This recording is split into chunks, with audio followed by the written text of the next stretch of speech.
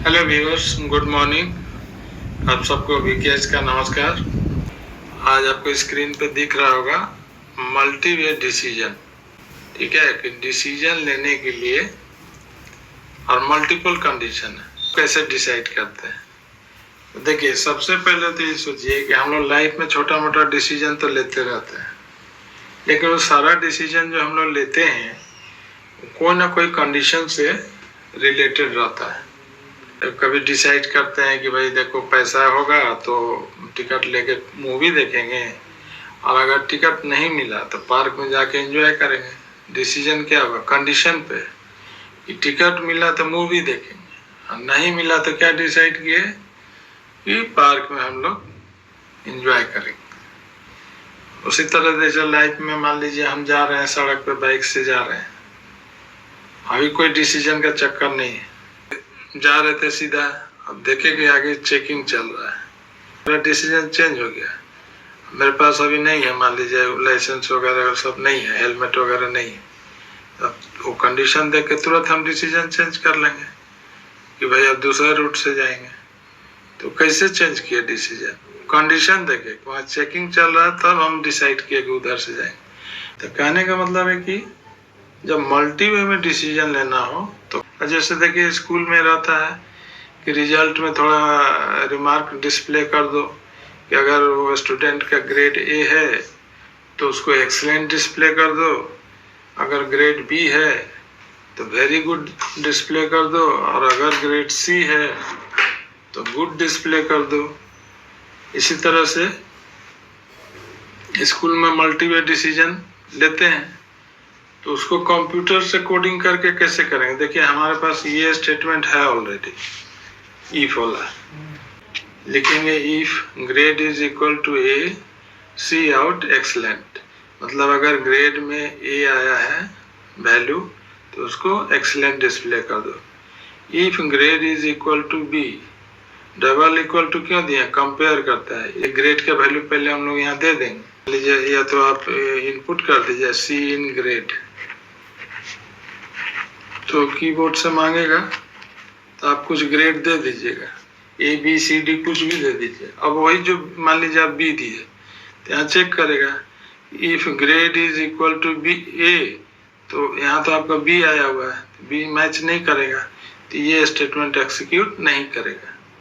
फिर वो इस पे आएगा if grade is equal to B, तो यहाँ आपका मैच कर गया तो वेरी गुड डिस्प्ले कर देगा। तो इफ में भी सिंपल है, लेकिन जो इफ वाला है एक प्रॉब्लम है इसमें कि इसमें आपका प्रोसेसर को ज्यादा काम करना पड़ता है।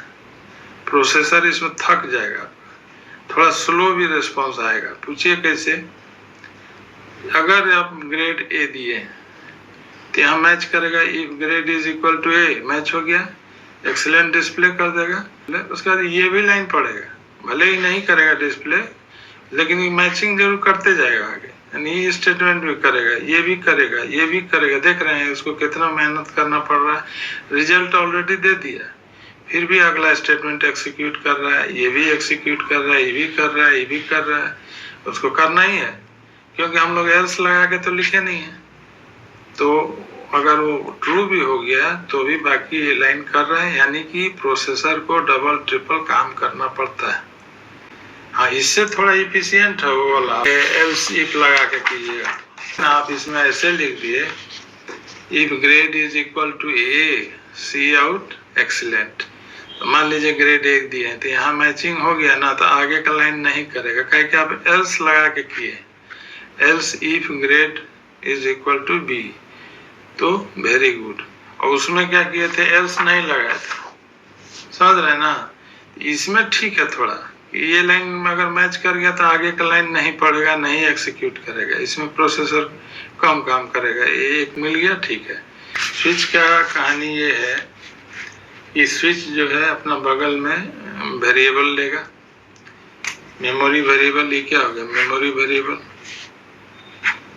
ठीक है। ये वेरिएबल का वैल्यू आप लोग यहाँ दे दीजिएगा, मान लीजिए ग्रेड में आप दे दीजिए, चाहे इनपुट कर दीजिए चाहे दे दीजिए, मान लीजिए दे दिए सी, ठीक, ग्रेड का वैल्यू दे दिए। अब यहाँ बोले कि स्विच ग्रेड, यानी तुम स्विच कर जाना। जैसे हम लोग बोलते हैं ना, स्टूडेंट लोग बात करते रहता है, जो लोग एमएनसी में काम करता है लोग बात करता है कि देखो 5 लाख वो 8 लाख पैकेज देगा तो हम टीसीएस में चल जाएंगे, और 8 लाख से ऊपर देगा तो इन्फोसिस में चल जाएंगे। तो डिसीजन ले रहा है, स्विच कर रहा है। कैसे स्विच कर रहा है? वो पैकेज देख के। तो यहाँ भी वही बोल रहा है कि ग्रेड के वैल्यू देखो, इसी के अनुसार तुम स्विच करो, जैसा मामला देखना वैसा काम करना। तो यहाँ ये जो वैल्यू है, यहाँ वैल्यू लिखे हैं, केस के बाद वैल्यू। ग्रेड में 5 वैल्यू आएगा, A B C D E.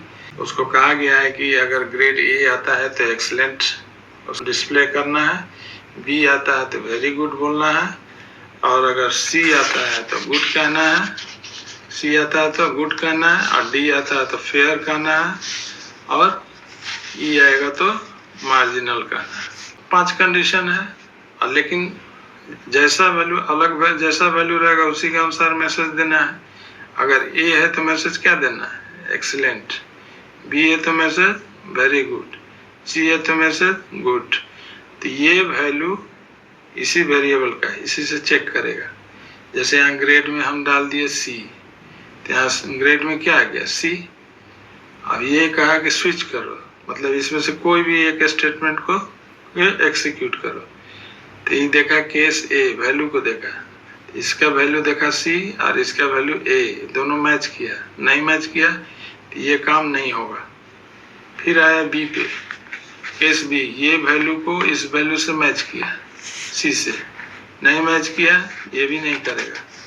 फिर केस सी, यहाँ सी है, इसका वैल्यू सी है, दोनों मैच किया तो गुड वो डिस्प्ले कर देगा। यहाँ पे वैल्यू लिखा जाता है केस के बाद, और यहाँ स्विच के बाद वेरिएबल, और जैसा केस देखेगा वैसा ही काम कर देगा। इसमें थोड़ा सा कमजोरी देखिए, इसमें क्या है, इसमें भी कमजोरी है कि जैसे सी मैच कर गया तो गुड उसको दिखा दिया, इसके बाद ये भी आगे भाग जाता है, लेकिन ये करने के बाद फिर ये दोनों भी करने लगा, डी वाला भी किया, ई वाला भी किया।